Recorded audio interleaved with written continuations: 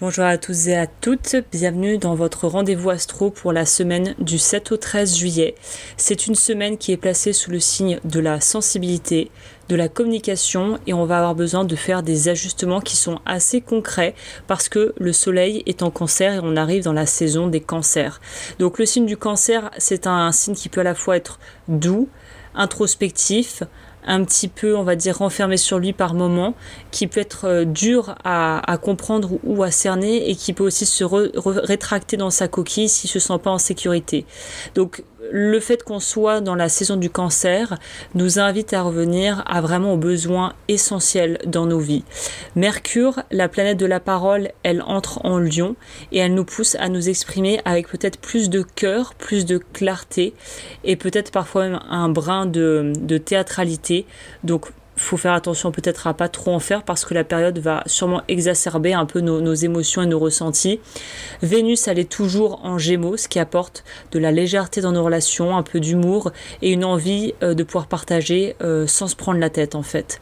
Mars, quant à elle, la planète Mars entre en Vierge et nous donne envie d'agir concrètement. Mais attention parce que Mars, dans le signe de la Vierge, ça pourrait nous pousser à être trop dans une forme de perfectionnisme, de vouloir trop être dans les détails et finalement de passer à côté de l'essentiel. On va voir à présent, maintenant que j'ai fait un petit peu une vision globale des choses, ce que cette semaine du 7 au 13 nous réserve au niveau astro pour ton signe. Et avant de commencer, je t'invite à aimer la vidéo, à liker, à commenter, à me rejoindre sur mes différentes plateformes si tu veux voir tout ce que je propose. Les liens seront en barre d'informations. Et bonjour les Capricornes. Alors vous les Capricornes, bon alors vous ça va un peu swinguer, hein, je vous le dis tout de suite, la semaine qui vient, c'est le Soleil et Jupiter en Cancer qui vont venir activer, on va dire, la zone relation de votre vie. Mais c'est activer la zone relation dans le sens peut-être qu'il peut y avoir des mises au point à faire, peut-être que vous allez avoir des éclaircissements sur certains aspects, mais aussi de belles prises de conscience sur ce que vous voulez construire, notamment dans l'intimité, dans le couple, et construire à deux ou pas. C'est-à-dire peut-être qu'on est mieux seul. Mercure en Lion vous pousse à plus de clarté, mais aussi va vous faire pencher vers peut-être une forme d'intransigeance. Donc encore une fois, l'idée, c'est pas forcément de vouloir avoir raison, mais c'est de chercher la vérité et d'accepter d'être bousculé et d'être peut-être inconfortable et d'être challengé dans notre vision des choses, dans notre vision du monde. Mars en Vierge va vous aider de ce côté-là, heureusement, parce que ça va remettre vraiment du concret dans vos idées. C'est-à-dire que d'une part, on a peut-être des gens, un entourage, un environnement, un contexte actuel dans notre environnement qui nous met mal à l'aise, qui nous pousse à sortir de nos croyances, à sortir de ce qu'on connaît, à voir les choses différemment, alors que ce qu'on voit peut-être ou ce qu'on envisage ne nous plaît pas trop. Mais on a Mars en Vierge qui va temporiser tout ça, faire un peu tampon et qui va permettre quand même de nous raccrocher aux valeurs fondamentales qui sont de pouvoir en gros planifier des choses, planifier peut-être un voyage, peut-être une formation, peut-être un atelier, peut-être de vous questionner sur des grandes questions de la vie philosophique. Et en fait, c'est cette alternance entre problèmes pragmatiques et problèmes plus, on va dire, moral ou spirituel ou en lien avec une façon de voir la vie et une façon de vivre sa vie, les deux penchants, les deux aspects vont un petit peu s'entrebalancer et vont permettre de trouver un équilibre dans tout ça malgré tout.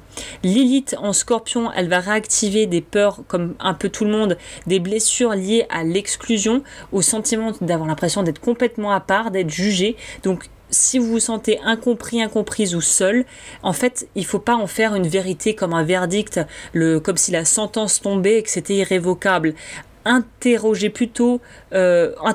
plutôt sur ce que ça vient réveiller en vous et qu'est-ce qui est finalement à guérir, à apaiser, qu'est-ce qu'il faut dépasser finalement.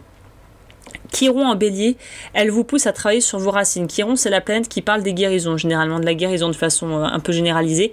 Donc c'est quelque chose qui est peut-être à guérir dans l'histoire familiale, cette blessure qui va être un peu réactivée avec Lilith en Scorpion.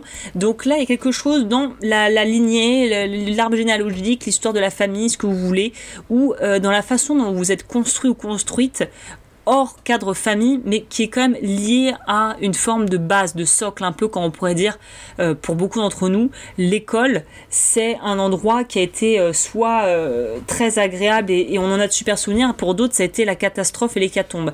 Mais l'école, c'est un peu le prolongement d'une autre forme de famille plus éloignée, où on se retrouve catapulté avec des gens qu'on ne choisit pas, avec qui on va passer X mois ou années.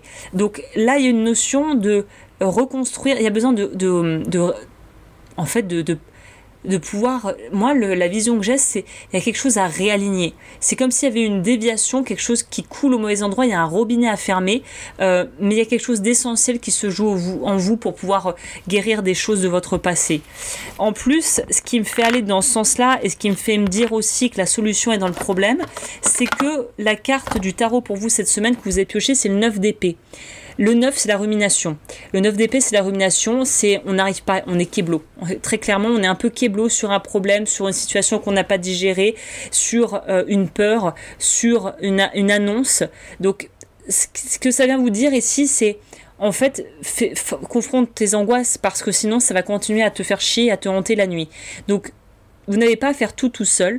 Si vous avez besoin de demander de l'aide, de vider votre sac, de voir un psy, d'avoir un ami fidèle ou un ami fidèle avec qui vous pouvez parler, ou même de le noter si c'est pour vous sur un bout de papier ou sur un carnet, faites-le parce que, en gros, il ne faut pas que vous laissiez vos pensées et ce que votre mental vous fait croire gouverner et en fait vous faire prendre les décisions cette semaine. C'est surtout ça. Merci à toutes celles et ceux qui sont restés jusqu'au bout. N'hésitez pas à mettre un j'aime, à commenter, à vous abonner pour me permettre de gagner en visibilité sur YouTube et en gros de pouvoir promouvoir et de soutenir mon travail. Sur ce, si vous aimez ce que je fais et que vous voulez aller plus loin, sachez qu'il y a mon site web agneslowens.com où vous pouvez retrouver l'intégralité des formations justement en énergétique et en cartomancie que je propose, ainsi que mes bijoux, car je suis aussi bijoutière joaillère. Sur ce, je vous dis à très bientôt, prenez soin de vous et on se dit à la semaine prochaine.